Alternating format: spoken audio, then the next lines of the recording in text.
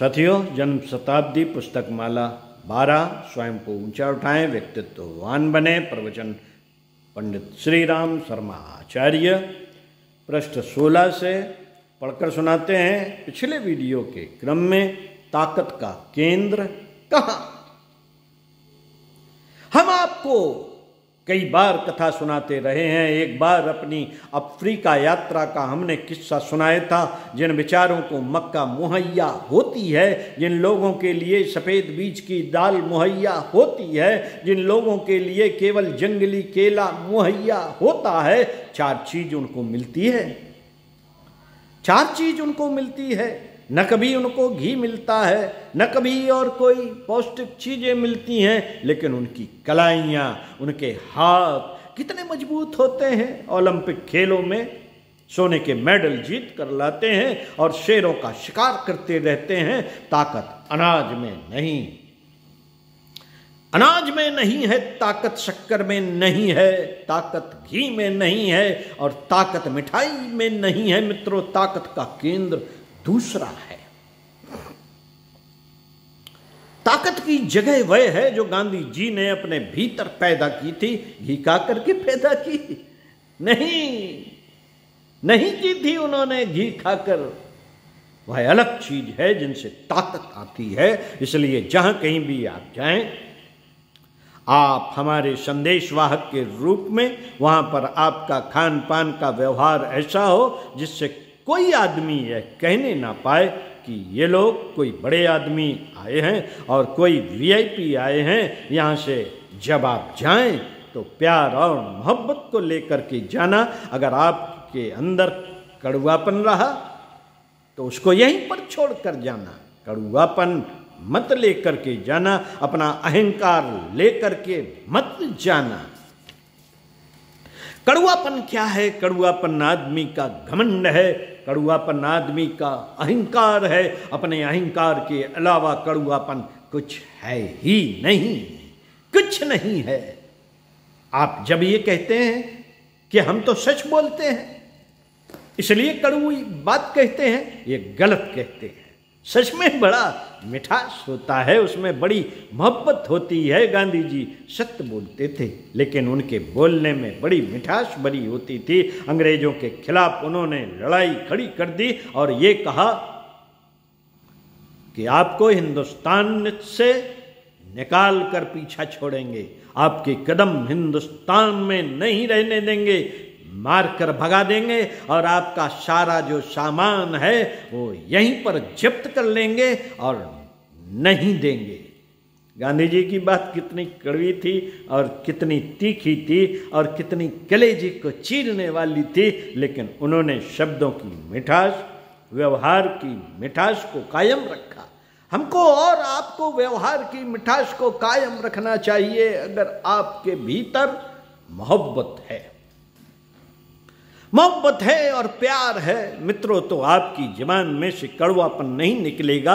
इसमें मिठास भरी हुई होनी चाहिए, प्यार भरा हुआ रहना चाहिए। प्यार अगर आपकी ज़बान में से निकलता नहीं और मिठास आपकी ज़बान में से निकलती नहीं है, आप निष्ठुर की तरह ज़बान की नाक में से बिच्छू के डंक के तरीके से मारते रहते हैं, दूसरों को चोट पहुंचाते रहते हैं और दूसरों का अपमान करते रहते हैं और विचलित करते रहते हैं, तब आपको यह कहने का अधिकार नहीं है कि आप सच बोलते हैं। सच क्या है?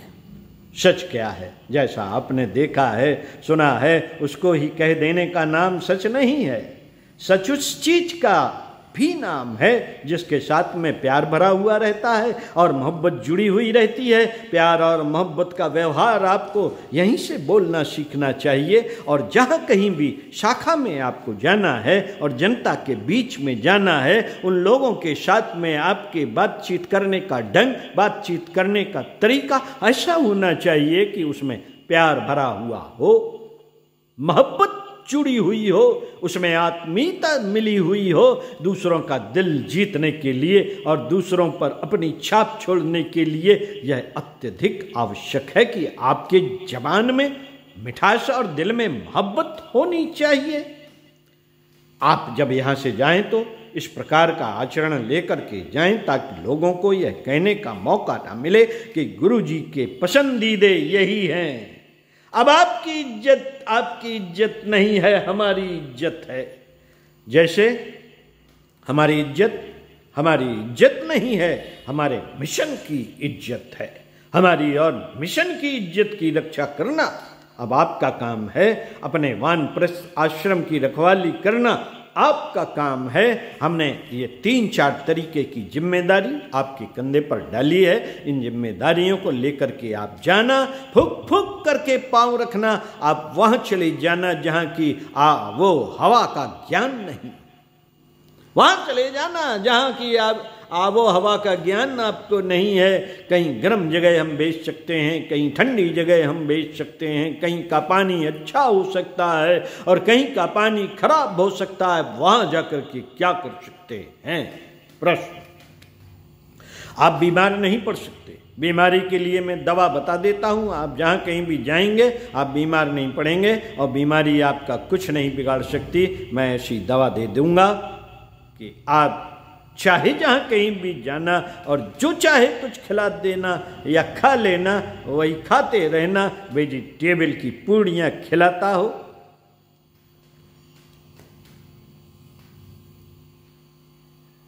तो पूरे महीने पूड़ियां खाना और बीमार होकर के आए तो आप मुझसे कहना मैं ऐसी गोली देना चाहता हूं कि कोई भी चीज खिलाता हो, आप खाते रहना और आपके पेट में कब्ज की शिकायत हो जाए तो आप मुझसे कहना, मेरी जिम्मेदारी है। आप मुझसे शिकायत करना कि गुरुजी आपकी गोली ने काम नहीं किया, हमको कब्ज की शिकायत हो गई। इसलिए इसके लिए आप एक काम करना, अपनी खुराक से कम खाना। जहां 4 रोटी की खुराक है तो यहां से निकलते ही 1 रोटी कम खाना, 1 रोटी कम, 3 रोटी खाना शुरू कर दीजिए। आप जायके के माध्यम से जाएंगे तो हर आदमी के मेहमान होंगे और मेहमान का तरीका हिंदुस्तान में यह होता है कि जो कोई भी आता है किसी के घर तो उस आदमी के लिए अगर हम मक्का की रोटी खाते हैं तो उसे गेहूं खिलाएंगे, और हम गेहूं की खाते हैं तो उसको चावल खिलाएंगे, चावल खाते हैं तो मिठाई खिलाएंगे, हम अगर छाछ पीते हैं तो आपको दूध पिलाएंगे। हर हिंदू यह जानता है कि संत महात्मा का वेश पहन कर के आप जा रहे हैं तो स्वभावतः आपको अपने घर की अपेक्षा अच्छा भोजन कराएं, अच्छी अच्छी चीज़ें खिलाएं। यदि आपने अपनी जुबान पर कंट्रोल रखा कि नहीं, यदि आपने अपनी जुबान पर कंट्रोल रखा नहीं तो आप जरूर बीमार पड़ जाएंगे। आप ध्यान रखिए, आबो हवा तो बदलती ही है। यहाँ का पानी आज, वहाँ का कल, वहाँ का पानी परसों। समय का ज्ञान नहीं, कुसमय का ज्ञान नहीं। जहाँ पर आप 11 बजे खाना खा लेते हैं, संभवतः कोई आपको 2 बजे खिलाए, आपका पेट खराब हो सकता है, आप बीमार हो सकते हैं। लेकिन ये खुराक जो मैंने आपको बताई है, अगर उसको कायम रखेंगे तो आप कभी भी बीमार नहीं होंगे।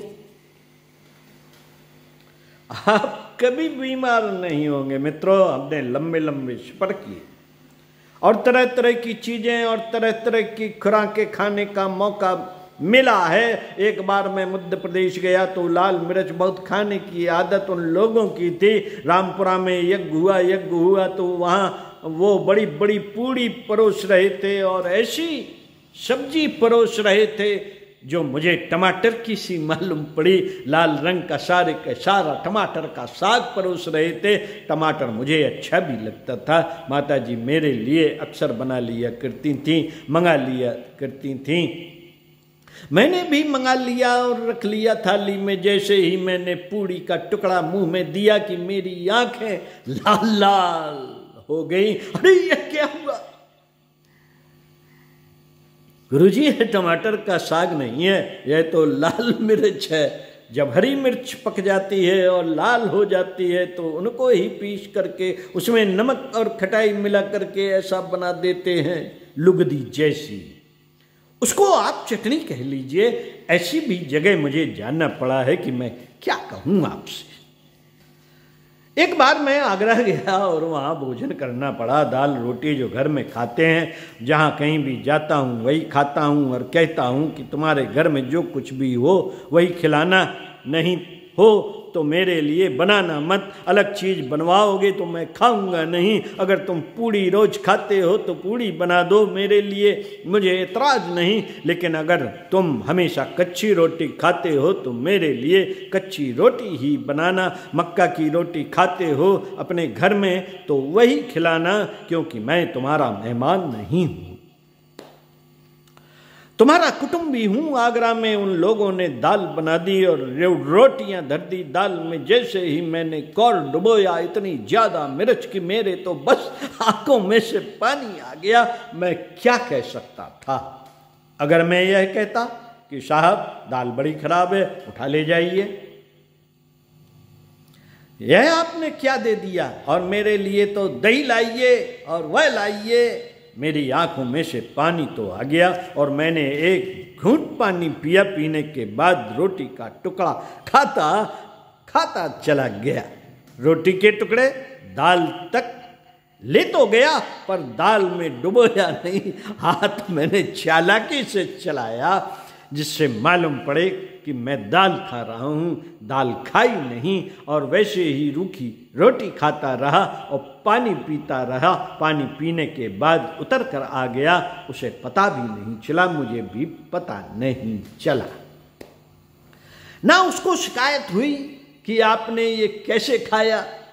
हमारे यहाँ एक स्वामी परमानंद जी और नत्था सिंह भी थे पहले, दोनों साथी थे। हम नत्था सिंह और परमानंद जी को अक्सर बाहर भेज देते थे। दोनों का जोड़ा था। जब भोजन होता था तब स्वामी परमानंद उनसे कहते थे, नत्था सिंह, हाँ देख मैं मर जाऊं कभी और तुझे ये खबर मिले कि स्वामी परमानंद मर गया तो ये मत पूछना कि कौन सी बीमारी से मर गया। पहले से लोगों से यह कह देना कि परमानंद ज्यादा खा करके मर गया। सारा घी स्वामी जी खा जाएं तो भी पता ना चले। जहां कहीं भी जाते खाने की उनकी ऐसी ललक कि एक बार खिला दीजिए, खाने से पिंड छोड़ने वाले नहीं।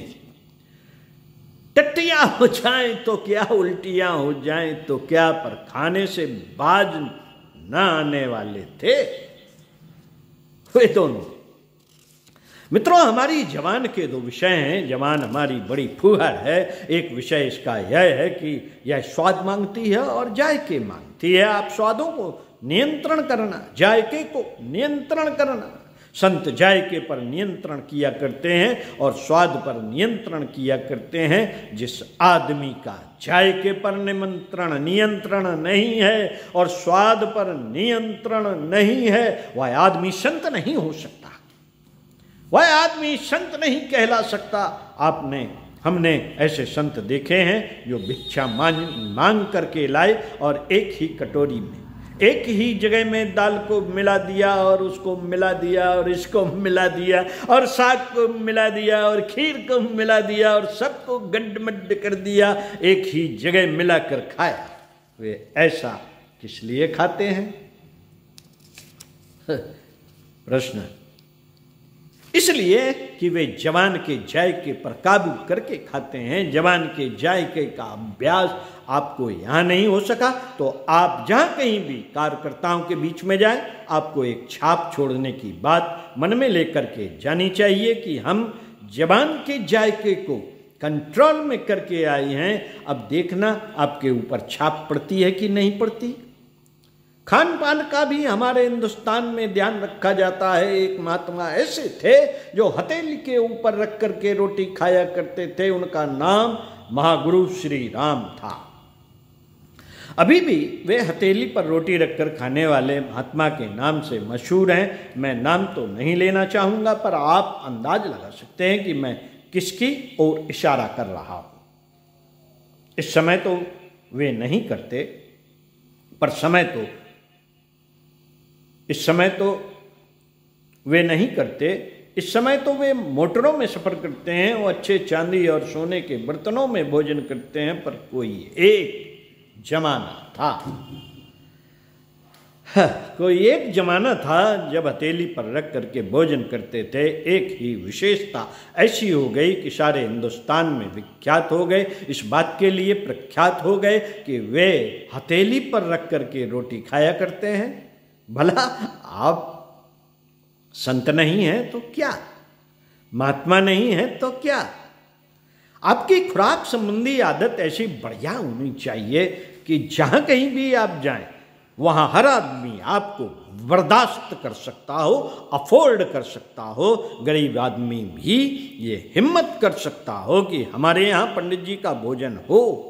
गरीब आदमी को भी ये कहने की शिकायत ना हो कि हमारे यहाँ ये नहीं होता, हमारे घर में दूध नहीं होता, हमारे घर में दही नहीं होता, हम तो गरीब आदमी हैं। फिर हम किस तरीके से उनको बुलाएंगे, किस तरीके से भोजन कराएंगे? आपकी हैसियत संत की होनी चाहिए। और संत का व्यवहार जो होता है हमेशा गरीबों में ज्यादा होता है, गरीबों जैसा होता है, अमीरों जैसा संत नहीं होता। संत अमीर नहीं हो सकता, संत कभी भी अमीर होकर नहीं चला है। जो आदमी हाथी पर सवार होकर जाता है वह कैसे संत हो सकता है? संत को तो पैदल चलना पड़ता है, संत को तो मामूली कपड़े पहनकर चलना पड़ता है। संत चांदी की गाड़ी पर कैसे सवारी कर सकता है? आपको यहाँ से जाने के बाद अपना पुराना बड़प्पन छोड़ देना चाहिए और पुराने बड़प्पन की बात भूल जानी चाहिए। बस आपको यहाँ से जाने के बाद अपना पुराना बड़प्पन छोड़ देना चाहिए और पुराने बड़प्पन की बात भूल जानी चाहिए। और जगह जगह ये नहीं कहना चाहिए कि हम तो रिटायर्ड पोस्ट मास्टर थे या रिटायर्ड पुलिस इंस्पेक्टर थे या हमारे गांव में जमींदारी होती थी। आप यह मानकर जाना कि हम नाचीज होकर के जा रहे हैं। संत नाचीज होता है, संत तिनका होता है और अपने अहंकार को त्याग देने वाला होता है। यदि आपने अपने अहंकार को त्यागा नहीं तो फिर आप संत कहलाने के अधिकारी नहीं हुए। हमारी पुरानी परंपरा थी कि जो कोई भी संत वेश में आता था उसको भिक्षा यापन करना पड़ता था। क्यों? क्यों भिक्षा यापन कौन करता है? प्रश्न। भिक्षा मांगने वाला गरीब होता है ना, कमजोर होता है ना। संत वेश धारण करने के पश्चात हर आदमी को भिक्षा मांगने के लिए जाना पड़ता था ताकि उसका अहंकार चूर चूर हो जाए। हम अपने ब्रह्मचारियों को जनेऊ पहनाते थे। जनेऊ पहनाने के समय ऋषि अपने बच्चे को भिक्षा मांगने भेजते थे कि जाओ बच्चा भिक्षा मांगो, ताकि किसी बच्चे को यह कहने का मौका ना मिले कि हम तो जमींदार साहब के बेटे हैं, ताल्लुकेदार के बेटे हैं और धनवान के बेटे हैं, गरीब के बेटे नहीं हैं। हर आदमी का आत्मसम्मान अलग होता है और अपने धन का, अपनी विद्या का, अपनी बुद्धि का, अपने पुरानेपन का और अपनी जमींदारी का और अपने अमुक होने का गर्व होता है। यह अलग होता है। आप यहां से जाना तो अहंकार छोड़ करके जाना। ओम शांति। प्रवचन पंडित श्री राम शर्मा आचार्य आपको पढ़कर सुनाया। जन्म शताब्दी पुस्तक माला 12 से गुरुदेव के विचारों को आत्मसात करने का प्रयत्न कीजिए। जो अच्छा लगे उसे अपना लीजिए और जो समझ में ना आए उसको एक तरफ जाने दीजिए। चिंतन मनन जरूर कीजिएगा। ओम शांति।